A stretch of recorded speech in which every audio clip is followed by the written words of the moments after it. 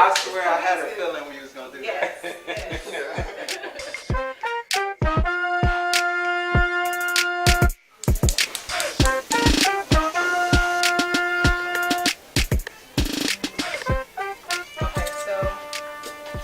So what I'm doing here, I have a pot going to steam my dumplings. Add a little bit of salt just to quicken the boiling process. And yeah, I'm gonna set my steam leaf in here, my old school steam leaf, and cover the pot to allow it to boil. It's gonna be very, very quick and simple process.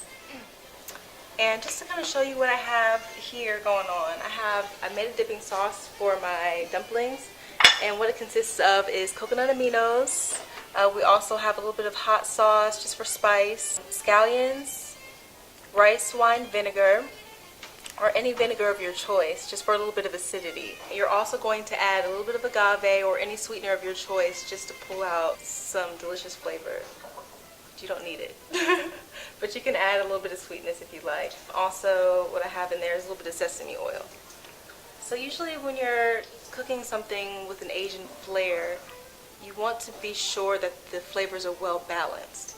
So it's good to have your sweet with your little bit of acid, with a little bit of salt, just to make sure it's all well rounded and you're adding that depth of flavor, that umami flavor is what they call it. So we're going to steam some of these. We're also going to pan sear some. The mixture here that I have is purple cabbage, green onion or scallion, a little bit of mushrooms, whatever mushroom of your choice, and sesame oil and coconut aminos. That's it. Very simple. The pasta dough is 3 basic ingredients: salt, water, and spelt flour. But you can use any flour of your choice. But it's very, very simple. A cup of spelt flour, about 1/4 cup of boiling water, and a pinch of salt just for flavor. You can roll it out. I actually had some leftover dough, so I went ahead and just kind of thinly sliced it just to show you can make regular pasta noodles with it if you want. And I'll kind of show you a dish. You can kind of toss that in with some of the cabbage and just kind of make like a little pasta. But yeah, so our water is actually boiling now.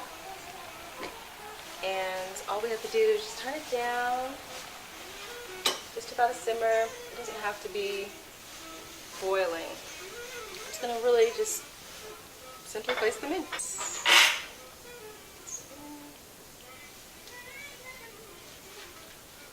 And then just cover it. Steam it until it's tender, so it'll probably take about a minute or so. I'm Chef Whitney with Turtle Island Vegan Street Food. We specialize in street food, but we do all different types of foods. I also have an Instagram. You can follow me, turtle_island_food. And also have a website, turtleislandfood.com. So, yeah, check us out. So they're almost done. A little peek, yeah. That's steamed. Our dumplings are now steamed. This is what they look like. They'll have like a nice sheen on the outside. It's only been about 2 minutes or so. And so these are actually ready to eat now, or you can also pan sear some. So I'm going to actually pan sear a few of them, just to get a crispy outer layer. Kind of want to lightly heat the pan first prior to adding the oil. Okay, cool.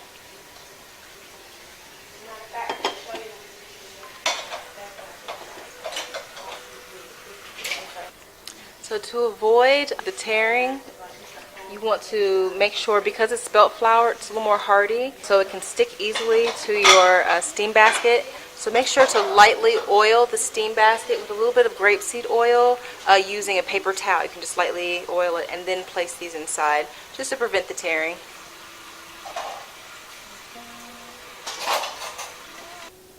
There we go. Finish steaming these. Alright, so we have our pans nice and hot. I'm going to go ahead and add about a teaspoon of grapeseed oil. Okay, the way you know it's nice and hot is when you get those ripples in the oil. Alright, so we're going to take a few of our steamed dumplings here. We're going to go ahead and place them in the oil. And that's the sound you want to hear. You want to hear it crackling. If you don't hear it crackling, remove it, and then make sure the oil's hot prior to adding. That way you know you're going to get a nice brown color as opposed to it's just steaming again.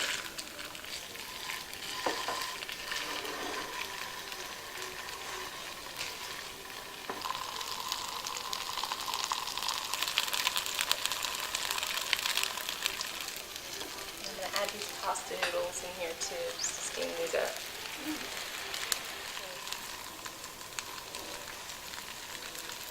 And this is the color that you're looking for. You can do all different sides if you like, but that's nice and golden brown here. You can see. And then I'm going to do just one more side. There we go. Guys, these are so simple to make. You must make these. You can make these at your next event, party. If you want a very simple, easy hors d'oeuvre, it's perfect for weddings, birthdays, really whatever, or just to have, you know, on deck for the weekend. You don't feel like cooking? Make a whole bunch of these in one big batch, freeze them individually, and then just throw them all in the bag, and then you just have them ready to go whenever you want a nice, healthy, alkaline snack. And the dipping sauce is very, very simple to make, so you can make it in a huge batch as well. You can make a nice big pint of it. Just throw it in the fridge. It lasts almost indefinitely in the freezer. You should also freeze it. But it lasts in the fridge for a good 2 weeks, about good 2 to 3 weeks. And this is it, really. So the pan's here. So I make sure to steam these first, just to cook the dough all the way through. And yeah, so just kind of just pan sear them. So we're going to remove these, put them next to the steamed ones. So we have a mix of all 3 of these. Yep, and the noodles are done here, so I can show you quickly. If you want to do something, this is like a deconstructed wonton or dumpling. So you can just add your filling to the pan, just lightly sear it, just to kind of warm it all the way through. Add your noodles. I'm going to use my fingers to grab these up.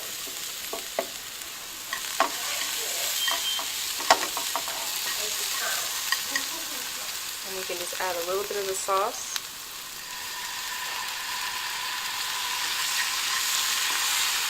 Now you have yourself almost like a little stir fry. So 2 dishes in one. And there you have it. Hope you enjoy. I hope you try it out.